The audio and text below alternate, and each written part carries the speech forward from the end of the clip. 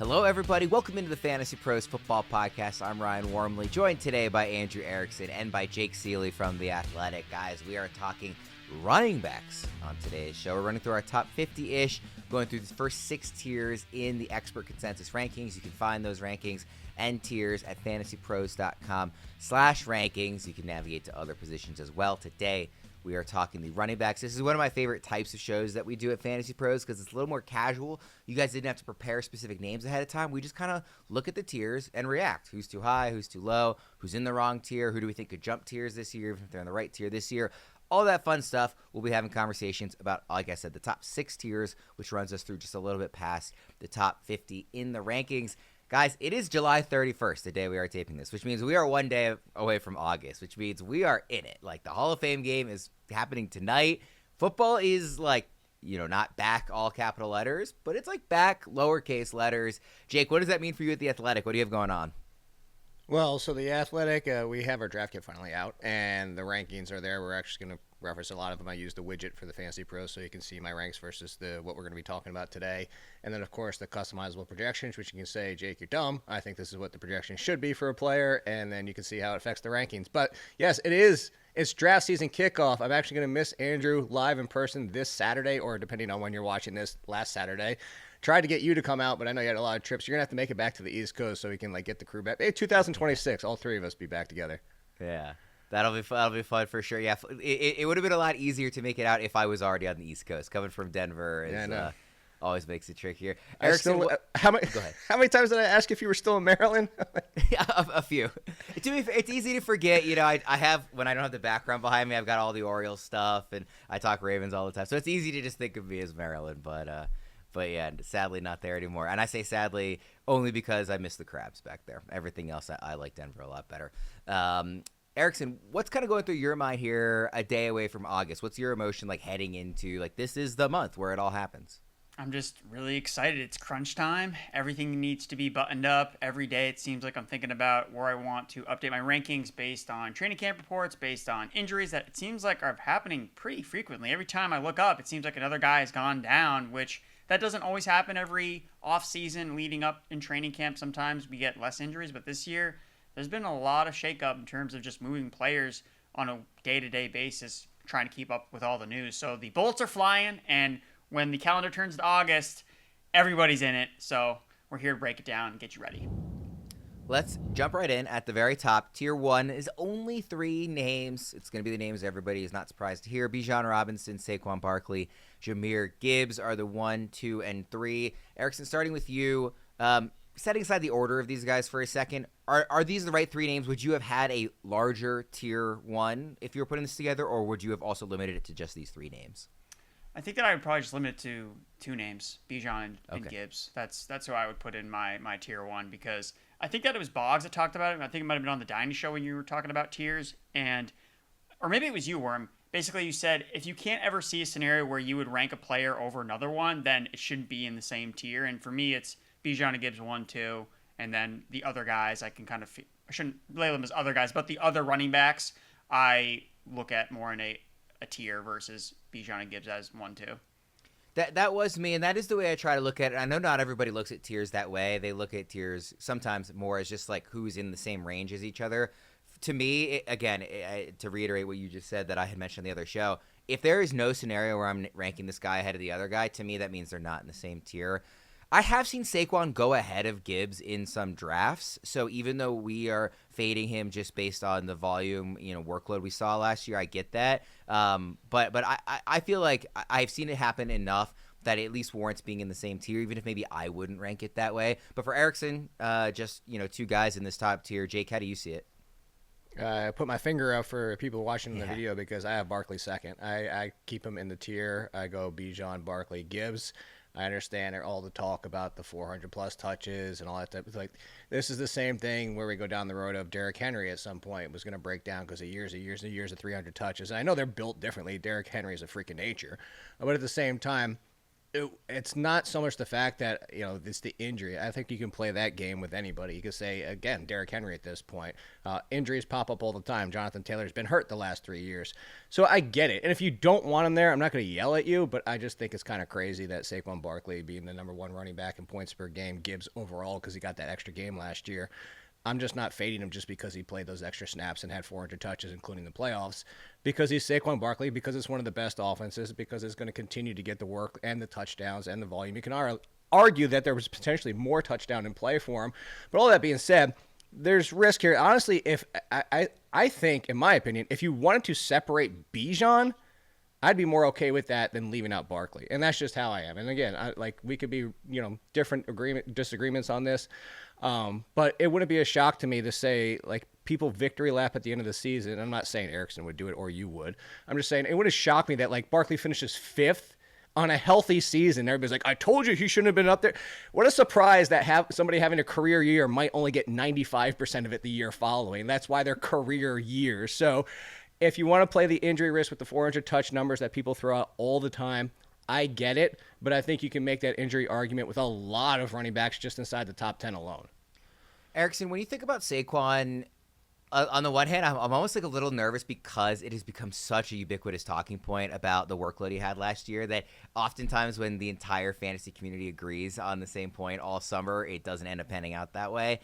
But even setting aside that, just anecdotal evidence, I wonder if when you were actually sitting down at your drafts, we are so in the weeds with, industry drafts and people who are thinking about this all summer long and all off season. The more, I don't say casual, disparagingly, but just more casual, kind of home leagues where the vast majority of fantasy players are not thinking about this stuff in April and May. I feel like Saquon is going to be going as a top 3 pick in all of those leagues, if not maybe even higher, because everybody who's in those formats and hasn't been thinking about this whole time is going to say, this dude just broke fantasy a year ago.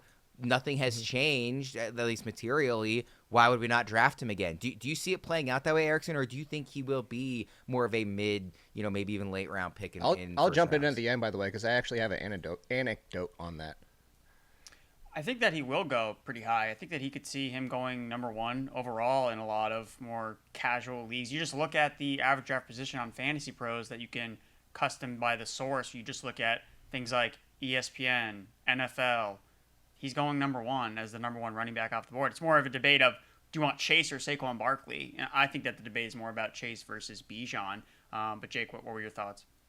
I was going to say, so Jeremy, who runs the Fantasy Football Reddit, we tweeted about this the other day, and I said, I'm doing a lot of these shows you're talking about, Wormeli, a lot of it in these talks that we've been drafting for 3 months and have these conversations nonstop, and people bring up the numbers. And I think it's going to be interesting. And my point was the same thing I just said. Is I find it weird that people are on both sides of the fence. It's it's not one or the other. It's I don't want Barkley, but I will draft Taylor. But I do want Henry, but I don't want. And that's my point. And then he said the interesting thing is that on the Fantasy Football Reddit, when they did a consensus Reddit of the fans, but also a mixture of some of the experts are in that mix, Saquon Barkley was still a top 6 pick. So I think your question and your point is valid. Is while we might be seeing that in the industry that he's falling to 8, 9, I took him at 10 in one draft. I think that's not actually what most people are going to see in their home leagues. You can jumpstart your research this fantasy draft season with the Fantasy Pros Draft Kit, your one-stop shop for expert rankings, players to target or avoid, running back strategies, and more. Remember, winning your fantasy league starts before draft day, and the Fantasy Pros Draft Kit gives you the knowledge to do it right. Don't walk into draft day guessing. Read up, lock in, win your league. Go to fantasypros.com/kit.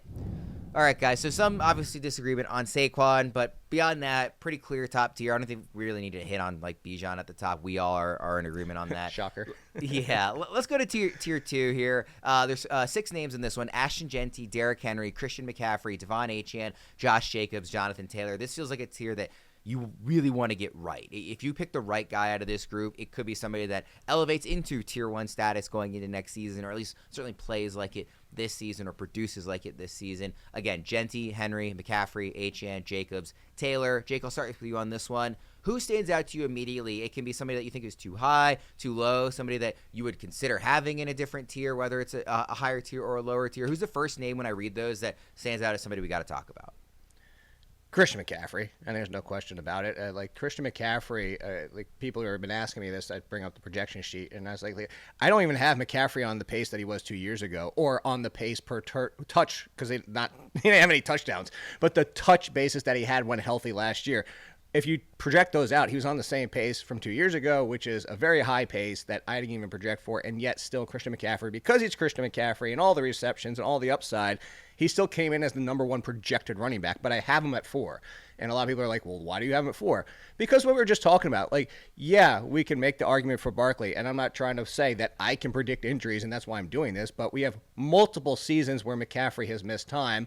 There is an injury risk factor where, yes, if Barkley Christian McCaffrey plays the entire season, he will likely be the 1-1. And I mean over Chase. But there's also a world that, like, maybe that pace is pulled off a little bit and he gets 22 points a game, which is essentially the world that Barkley and Gibbs were just touching on last year. And for that difference, to only get like a half point per game difference, I'd just slide him behind that big tier. But he would be the first one that I'm looking at in this group. I would consider in the middle of the first round. That's the name that jumps out to me, but also something you didn't ask. For anybody that's sitting there being like, I don't agree with you on Barkley, or I do, or what about the answer might just be just take a wide receiver anyway. And then get a lot of these tier 2 running backs will be sitting there in round 2, and you can go that route instead of having that risk with the running back, and you can still get the running back wide receiver combo. That's a great point. I actually should have asked that when talking about tier 1, like how many receivers are kind of in the same, grouping as these guys like Chase and Jefferson and Lamb. And we had talked about that a little bit on a short form video, Jake, that hasn't come out yet, that you and I discussed how we really like, Chase Brown, if you can get him early 3rd, Kenneth Walker in the 4th in some drafts. So be more willing to take that receiver early on, because there are actually really enticing running backs that you can get in the next couple of rounds. So I think it's a great point for you to bring up. On McCaffrey, like, it's really clear if there were no health questions, this is a tier 1 running back, right? Like Ericksona, even with the health stuff coming off of last year, you have him as a top 5 running back already. I believe still in your tier 2, not tier 1, because you mentioned he was only a 2-man tier 1, but still like in that conversation. And if he is healthy, which is the biggest if you can have, if he is healthy, nobody would be surprised if he's the best player in fantasy. I mean, Jake just said it. So, Ericksona, when you try to evaluate McCaffrey this year, not even like where you rank him, but where you are actually drafting him and willing to assume that risk, how do you approach it? I mean, I think that he's a shoot for the ceiling type of play. Because we've seen him just lap the field at the running back position. I guess what I'm thinking about more with McCaffrey is, and Jake did a good job of kind of pointing this out in his projections, where he wasn't projecting exactly copying and pasting what he did in 2023, when he was basically scoring, I think he scored over 100 points next to the next closest scoring running back. So that level I don't think is realistic, especially for a guy who's 29 years old. The 49ers offense, yes, is always a great ecosystem, but they're a little bit top heavy, especially on the offensive line. Trent Williams is 37 years old, and we've seen this offense crumble at times when Trent Williams isn't healthy or misses time. The receivers are all banged up. So I think that that's something that I'm trying to keep in the back of my mind, that even if Christian McCaffrey is healthy, is he lapping the field like he was 2 years ago? I don't think so. And then giving some of these other running backs some more credit too, where Ashton Genty, look, I think he can lead the NFL in touches in 2025 as a rookie, 21 years old. He's an underrated pass catcher. So when we're drafting teams in 2026, there's another experiment I like to think about. In the first round, or who could be the 101 next year? Is it more likely to be Christian McCaffrey or Ashton Genty? Like, who's more likely to kind of fit that role? And if that happens, if it's Genty as the 101 next year, then he probably has a pretty good rookie season that you feel good about.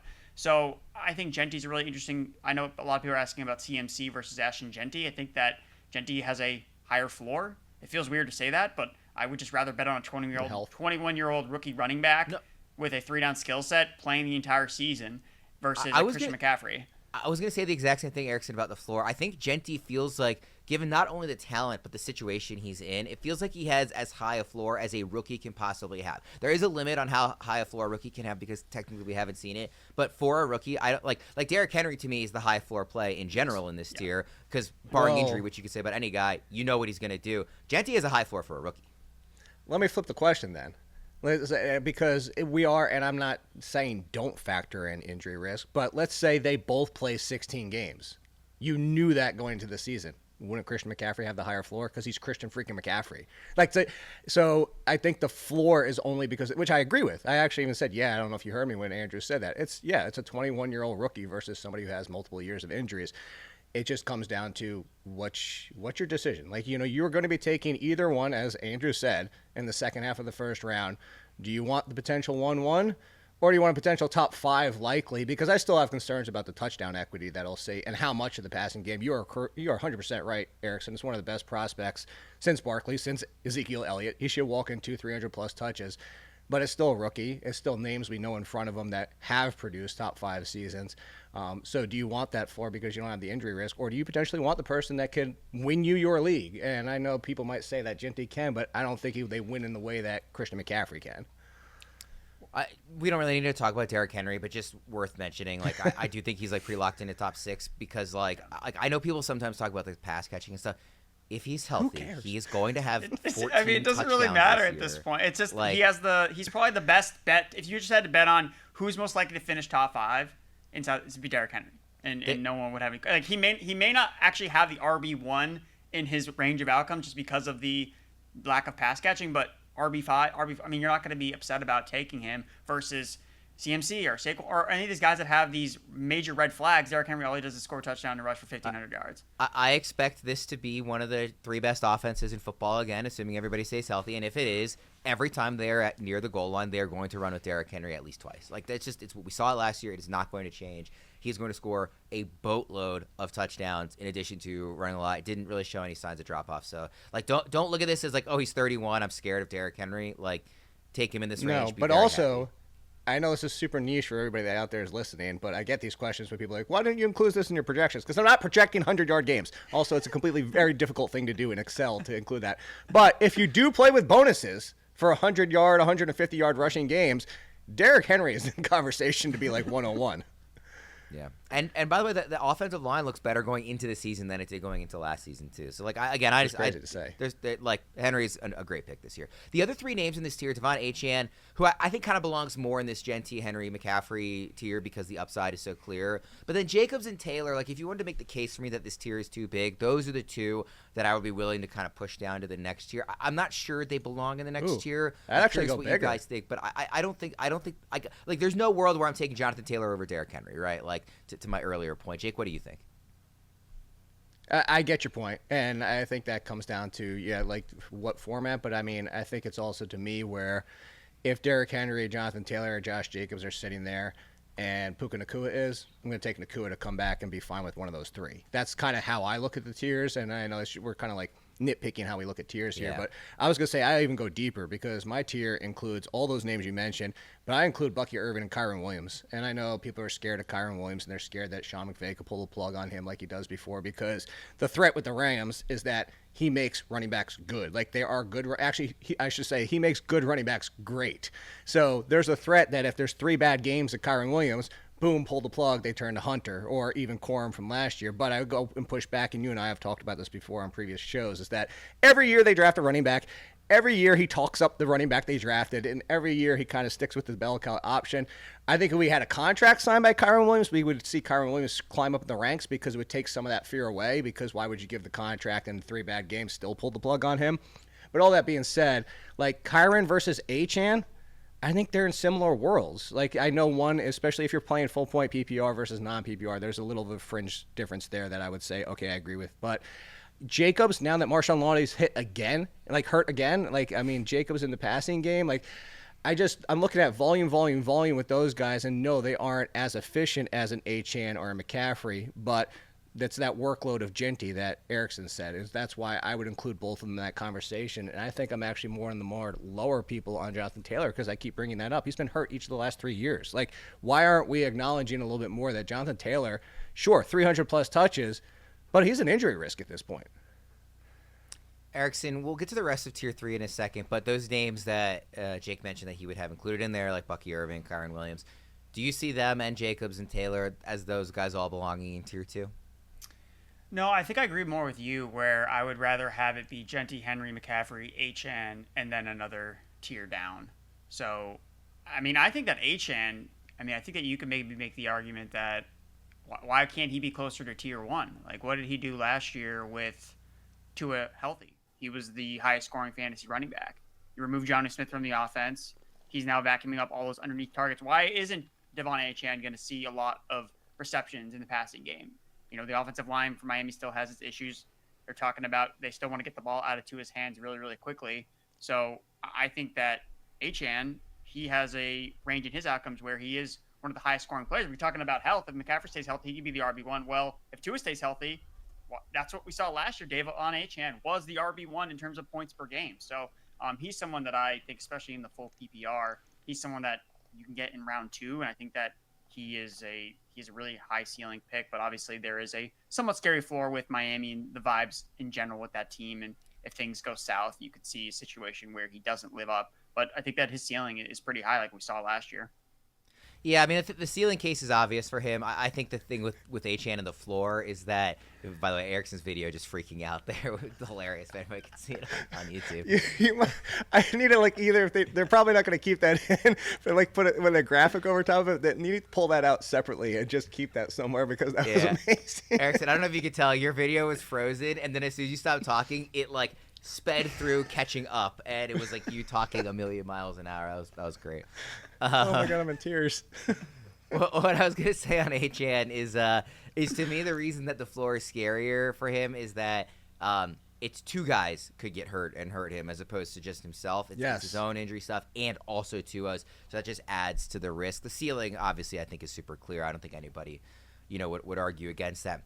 Before we get to tier 3, I want to tell everybody about DraftKings. Get in the game. Best Ball is live at DraftKings. $15 million is on the line with real stakes and real excitement. Best Ball is the biggest fantasy contest at DraftKings. We're talking a $15 million guaranteed prize pool with 2 millionaires being crowned for first and second place. Play season-long fantasy football the DraftKings way. With Best Ball, there's no waiver wires and no roster management. You get bigger rosters so injuries won't end your season. Just draft your team and you're set. If a shot at winning a share of $15 million isn't enough to get you excited, check this out. DraftKings is offering everyone a draft one, get one special. Your $20 entry fee scores you a bonus ticket. Download the DraftKings app and use code FANTASYPROS. That's code FANTASYPROS for all customers who enter the NFL Best Ball $15 million millionaire contest to get a bonus ticket and get a shot at being crowned one of 2 millionaires only on DraftKings. All right. Erickson, we already kind of hit on in tier 3, Bucky Irving, Kyren Williams. Jake mentioned those guys. The other names here, so Bucky Irving's at RB10, then Chase Brown, Kyren Williams, Breece Hall, James Cook, Kenneth Walker, and Alvin Kamara. So we talked a little already about how you could maybe even make the case for guys like Jacobs and Taylor to be pushed down on your end. Jake didn't see it that way. Is there anybody in this tier that you would make the case for bumping up? Maybe not saying they would be in the tier with Genty, Henry, McCaffrey, and Achane, but that would be inside that top 9 that you would push ahead of Jacobs or Taylor, or do you see it as these are the correct names to at least be below those guys? I think that these are mostly the correct names. I think that you're getting into the tier of running backs where we're starting to see more of the potential red flags and issues. This is typically where, again, it's not the same thing with the RB dead zone, but there's a reason why they're not in tier 1 or tier 2. It's because there are certain reasons why we have some reservations about some of these running backs. Breece Hall is a brand new offense. Are they committed to him? James Cook's coming off all the touchdowns. So just a couple examples of some of the red flags of some of these players. But for me, I still think that the path is so clear for Chase Brown to just have a monster season this year. And I don't know what the long-term holds for a player that was taken in the 5th round, but for this year specifically, he just looks like he's slated to be a 350 touch guy. And even if it's inefficient, I think that he could really kind of be what Kyren Williams was last year, where he's scoring a ton of touchdowns. Even if it's not the greatest efficiency season from him, he's just loaded up because the Bengals decide, hey, he's our bell cow. And the only other guy we have is Samaje Perine, Taj Brooks. Okay, I think they're going to load up Chase Brown with touches. And next year we'll be talking about, okay, Chase Brown coming off 400 touches, really inefficient. What do we do with this guy? Probably not going to draft him highly. But for this season, playing in the high-powered Bengals offense, he's used a lot in the passing game. And the coaches are talking about him in a way that reminds me of what he did his rookie year, where he got to play his rookie season when he was healthy alongside healthy Joe Mixon. That doesn't happen for a lot of day 3 running backs. When they find ways to get on the field, that's something I always think is noteworthy, when young running backs find ways to get on the field without injuries, when they can find ways to be used. And Chase Brown has kind of forced the coach's hands, where he's showing that, hey, you need to feature me in this offense, even with all the talented playmakers between Jamar Chase and T. Higgins and Mike Gesicki and now the newly signed Noah Fant. So I think Chase Brown is really going to be set up to just have a monster season. I said in tier 2 that was like, you really want to get this tier right. I actually am going to take that back and say tier 3 is the one you really got to get right. There's so many what it feels like make or break names in this group. Chase Brown I think is one of the best picks you can make in the early third round, and Jake, we obviously talked about that when we were recording yesterday, as he's one of your must-have players. But you want to be correct whether it's drafting him or fading him on Breece Hall, James Cook, Kenneth Walker is somebody we like. I mean, there's just so many names here that getting that question right will go a long way towards winning your fantasy leagues when you're drafting in the round 3 range. You've already mentioned, Jake, that you really like Bucky Irving, Kyron Williams. We know you like Chase Brown. Yeah. Are you interested in guys like Hall, Cook, Walker? I know you've come around on Kamara too. Yes, and yes. Really, this is another tier that is now different, but also deeper because it started off deeper. So obviously, I'm starting deeper in mine. Mine includes Breece Hall, which I'm never getting. I've been low on Breece Hall this entire offseason, and now we're already getting the talk too that Zach Rosenblatt for The Athletic is saying this might be more of a 1-2 punch than people are expecting, and Braylon Allen is coming for part of the touches. So that's a concern, and that's why. I mean, we have him down in this range. I have him with the Chuba Hubbard and James Connors. At this point, James Conner, last year, if you told me we were going to get 15 games again, cool, sign me up. But I think it's just I'm not banking on the first it wasn't even the first healthy season. It was the healthiest season in a really long time for James Conner, who doesn't play full seasons, and I'm not counting on that as a repeat. Chuba Hubbard, I know he has the workload, but I'm still worried about him. I'm almost thinking about moving my tiers kind of more to what you're bringing up and represented on Fantasy Pros, because I could almost break apart this tier in half, because I'll go back. Yes, and yes. Chase Brown, go watch that when that comes out. Kenneth Walker, absolutely drafting. I was initially out on. I brought that up with. I talked to Michael Sean Duger of The Athletic, and he said expect bell cow work for Kenneth Walker. I thought it could be more of a split. So trusting somebody that's close to the team, I'm going to trust that workload, and that puts him as a fringe RB1 for me. James Cook, I get it. Andrew's talked about it. This is similar to Barkley. Everybody on earth at this point within the industry has talked about that touchdown rate from last year and touchdown regression coming. But we're not even drafting him as an RB1. We're not even drafting him in the top 10. If you're going to give him to me as RB 13, 14, 15 even, I'll take him every single time. And Kamara, I know it's going to be a miserable offense, but you really think Kamara's not walking into another 60-plus receptions and 90-plus targets with Chris Olave, Rashid Shaheed, and that's it? That Brandon Cooks, he's back. He's really going to do something. I just think that I'm okay with all those, mostly because of where they're going. You brought it up. This is now we're talking about third round on average. You get one of these running backs who any single one of those 4 could finish top 10, just depending on what happens elsewhere. And you wouldn't be shocked, and you're getting him in the round 3 turn, maybe even later, possibly round 4, and you could load up at wide receiver and come back and get one of these as your RB1, heck, maybe even your RB2. Erickson, do you also like this kind of group of players, all of them? Or is there anybody you would be willing to make a case against? Or do you just not see it that way, you see the upside for all of them? Yeah, I kind of wanted to ask the question of who in these tiers scares you the most? Who are you terrified to click the button? And for me, Breece Hall is someone that I just Hall and Hubbard continuously, I look at him and I think about the upside and where we were taking him last year, but then I think about, is he going to be could he still get traded?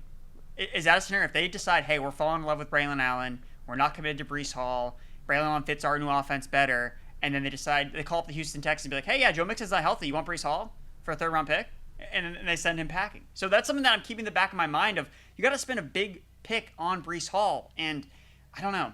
I've been thinking about it. I love the talent, but it's a new situation, and he just recently talked about how he knows that this new coaching staff, he's not their guy, and he has to prove it to them. So it could be a smash hit, or it could also be really dangerous. And in those situations, sometimes it's just better to shy away, take a little bit more of a safer option in this round, or even go with a wide receiver instead. So Breece Hall, to me, I think, I get the upside case with him, but I also understand that there is some major risk. Hall feels like the lowest non-injury related floor of this group.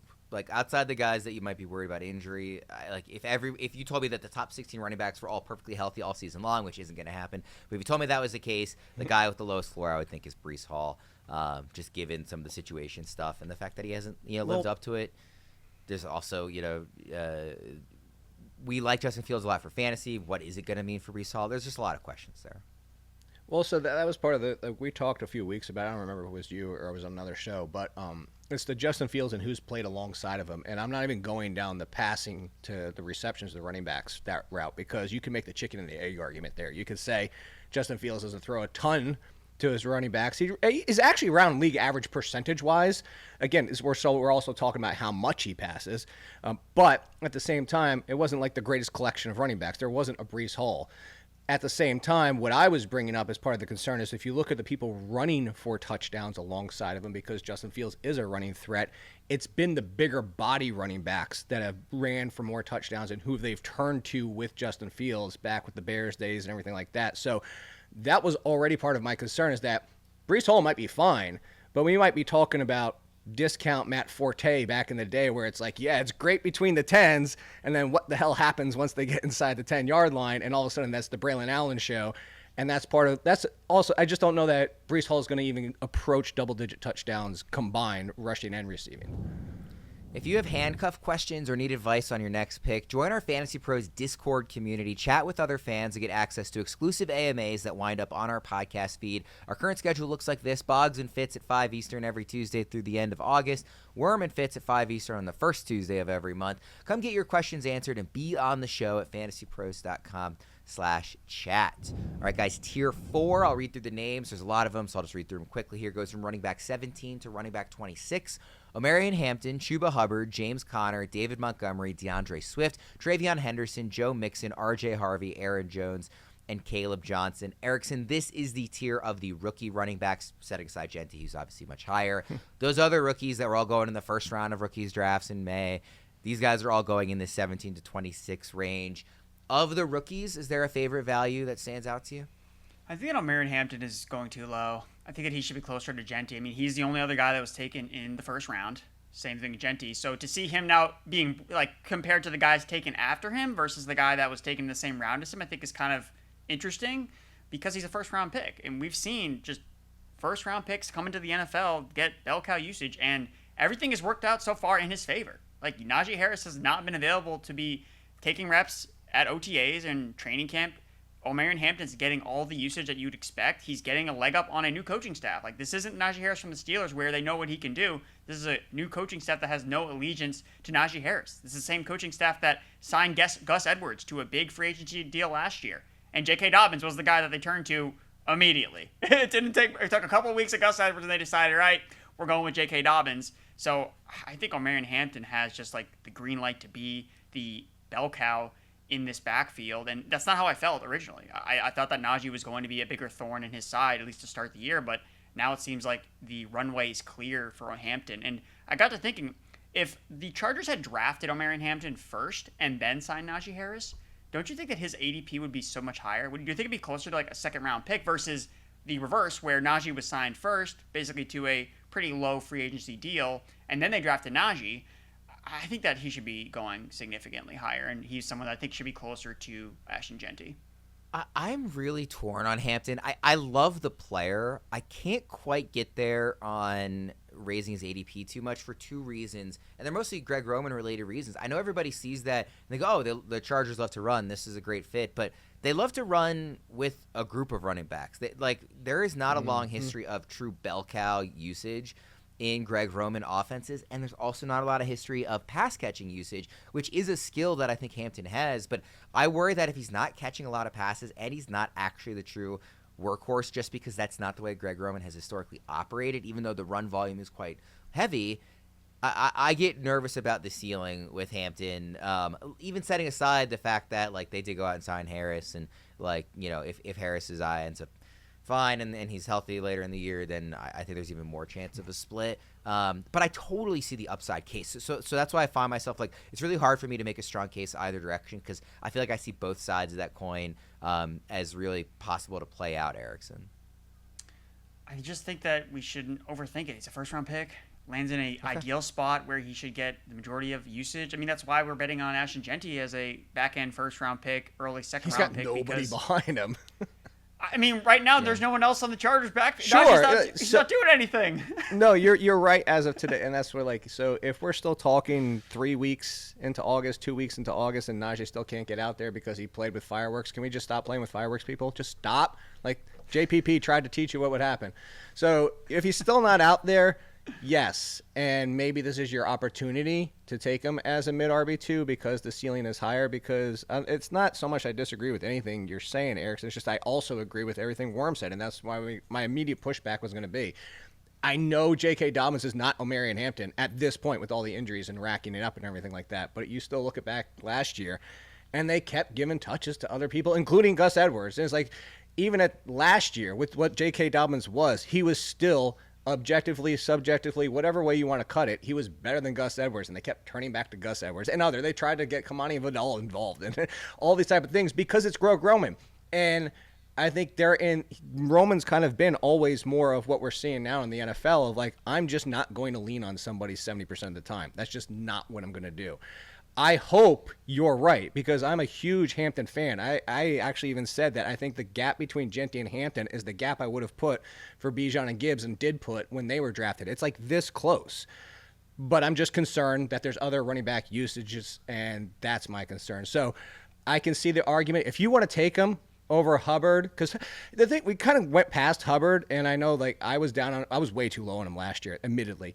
But also towards the end of the season, he really lost his efficiency. I don't know if he was getting worn down or if it was the Bryce Young resurgence, but if you look at those games where Bryce Young was really starting to play well, Hubbard fell off. He was still getting the volume. He was just pretty inefficient. Kind of your argument like we'd be happy with Chase Brown just knowing he was getting 300 touches, even if they're efficient. So if you want to take him over Hubbard, if you want to take him over Hall because of that risk, but I think it'd be really hard for me to get him inside the top 15. Erickson, when you look at this range, setting aside Hampton, are you more interested in the veterans here, Montgomery, Connor, Swift, Joe Mixon, or are you more interested in, take your pick of the other rookies, Henderson, Caleb Johnson, or Joe Mixon should be 20 spots lower at this point. Yes, definitely not drafting Joe Mixon in any capacity. I don't want Joe Mixon, so he should be in tier 17 at this point. I would say I think that it does depend a little bit on your roster build. I think that if you're looking for a more stability, especially early on in the season, I mean, James Conner, look, until the wheels fall off, this guy's going to be a monster. Especially when you look at the early season schedule for the Cardinals. They're playing the Saints week 1. Like, they have such a cake schedule to open the year that James Conner, when we look up after the first 7 weeks, if he's healthy, he's going to be a top 5 fantasy running back. And then he's going to be immediately a sell high guy because, like, we know this can't last. Every article. We got to move on. Start writing Conner. It right now. Exactly, but if you need running back early season production, like Connor is the guy you want. But if you've already drafted, let's say, 2 running backs, you took Bijan and Chase Brown, then no, don't take James. Like, I wouldn't take James Conner. I would take one of these rookies with some upside that maybe they don't hit in the first month of the season, but they're more, October, November plays, or guys that hit in the second half where you usually see a lot of these rookie running backs kind of hit their stride in the second half of the season. So I do agree with most of the names that are in this tier. Again, the rest of the rookie running back crop, I think this is kind of an appropriate range for them. And between Henderson and Harvey and Caleb Johnson, I like Johnson the most just because he's like the cheapest guy. But I think for the most part, this tier is pretty spot on. I kind of feel like at whatever point, Jake, you get to the rookies in this group of rankings, they should almost just be back to back to back. Like, I don't see a ton of difference in draft day value on Trayvon Henderson, RJ Harvey, and Caleb Johnson. I see interesting cases for all of them. And like you said, like if you're moving Mixon down, I would have those guys above Aaron Jones.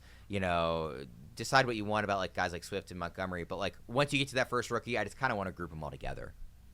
Yeah, it's funny. I go Hampton, Henderson, Swift, and then Harvey, Johnson.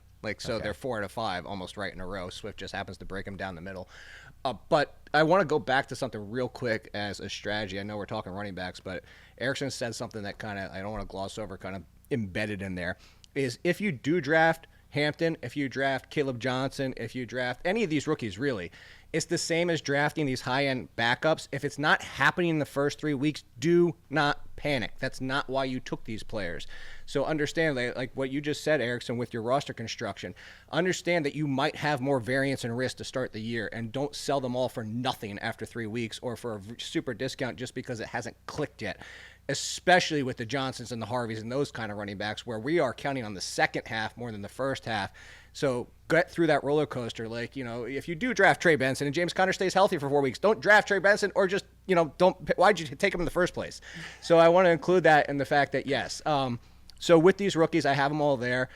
I don't have Montgomery in this tier. I actually have Pacheco in this tier if Pacheco is healthy. I know that's a big risk because Pacheco looked terrible, but something that Fitz said a few weeks ago, I want to echo, is he said, if Pacheco never stepped on the field at the end of last year, would he not be going higher? It's almost because we saw how bad he looked coming back from the injury that everybody got upset and worried. And it's a valid concern, especially because if they include Rashard Smith or anybody else as a pass catcher and Pacheco loses what little bit he had there.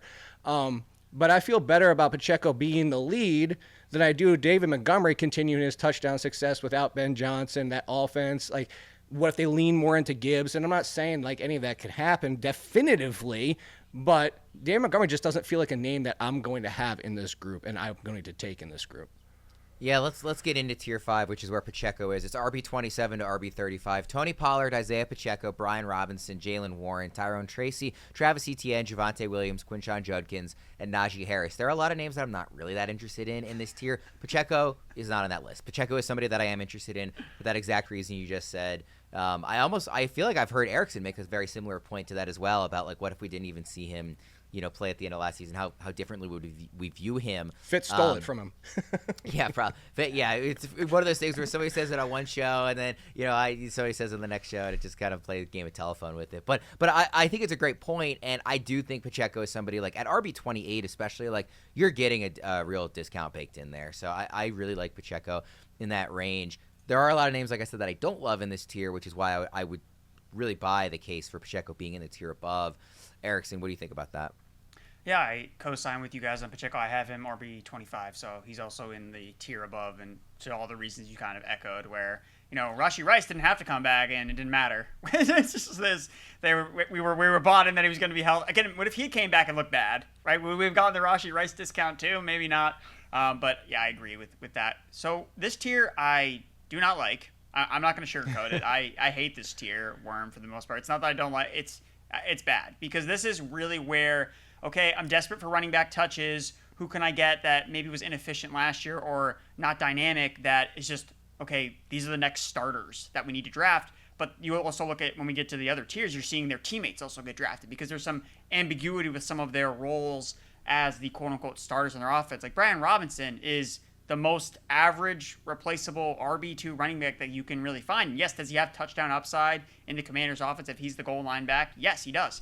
But if he starts the season inefficiently and the Commanders decide, hey, we want to get someone with more explosiveness, then you could see him not necessarily have a stranglehold on that RB1 job. So I'm really not going out of my way to draft players from this tier, especially the veteran guys like Tony Pollard, like a Brian Robinson. Jalen Warren, I think, fits into that, okay, he's going to offer some value catching passes out of the backfield. Travis Etienne, kind of the same thing. What we're getting from Jags training camp is that Etienne is the pass catcher. Tank Bigsby's going to be the guy on early down. So do with that what you will, understanding the roles, because we're very far from bell cow running backs when we get to this type of tier.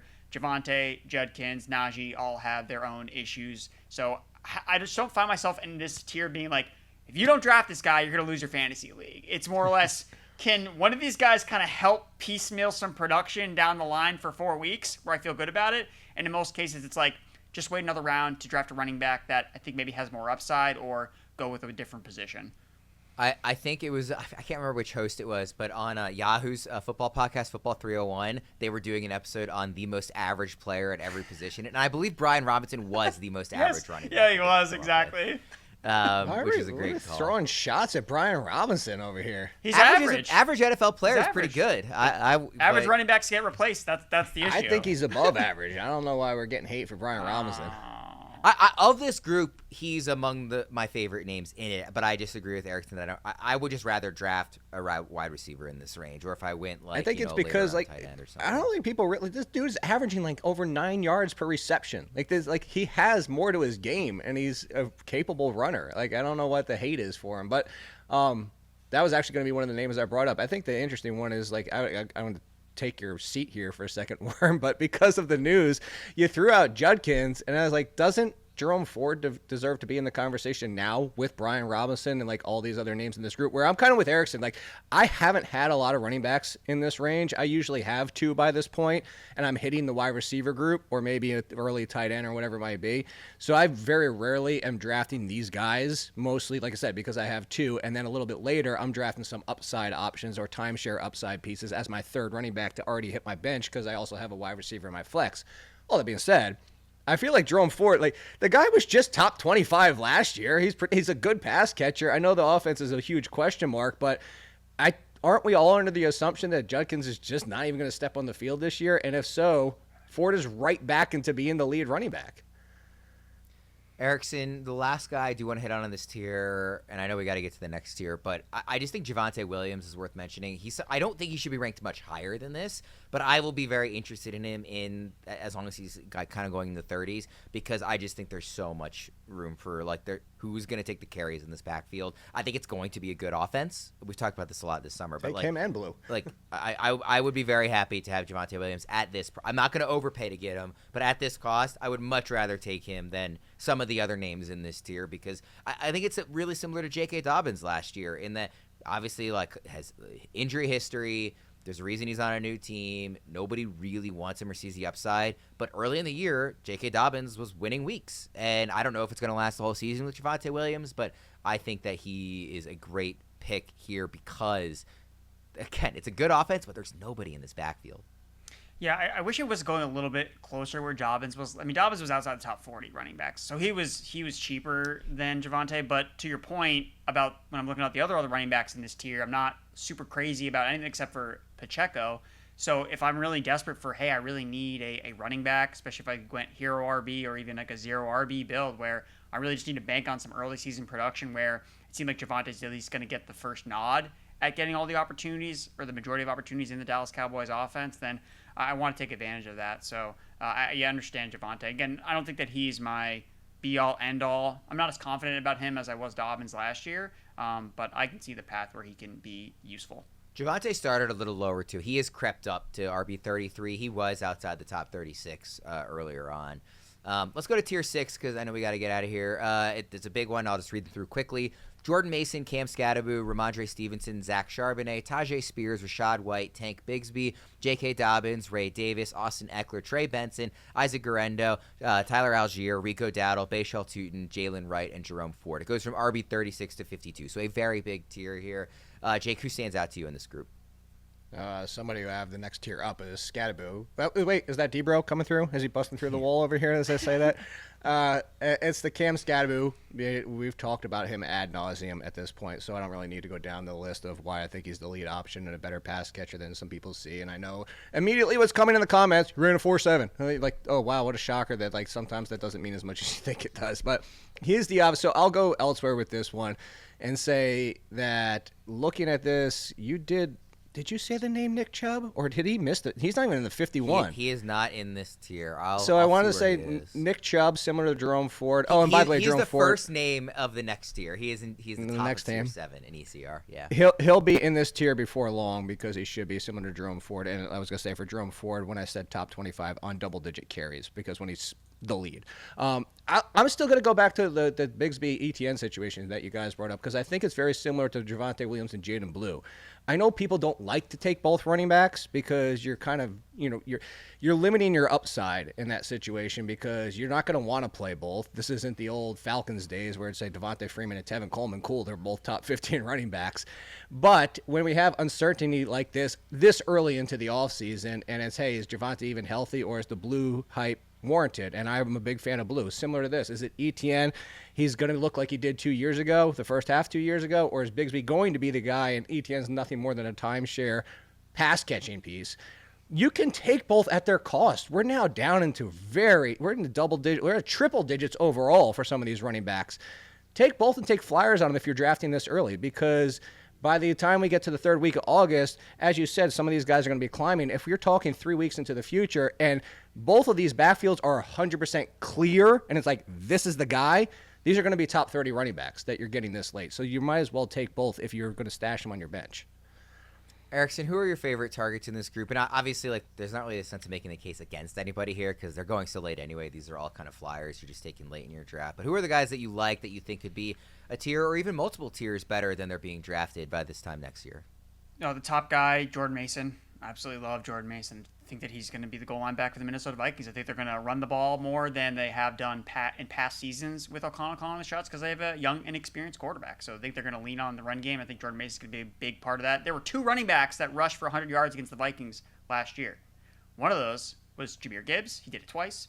And Jordan Mason was the other running back that did it. So we see this with coaches all the time. Like that one guy that has a good game against your defense, then you sign him the next year.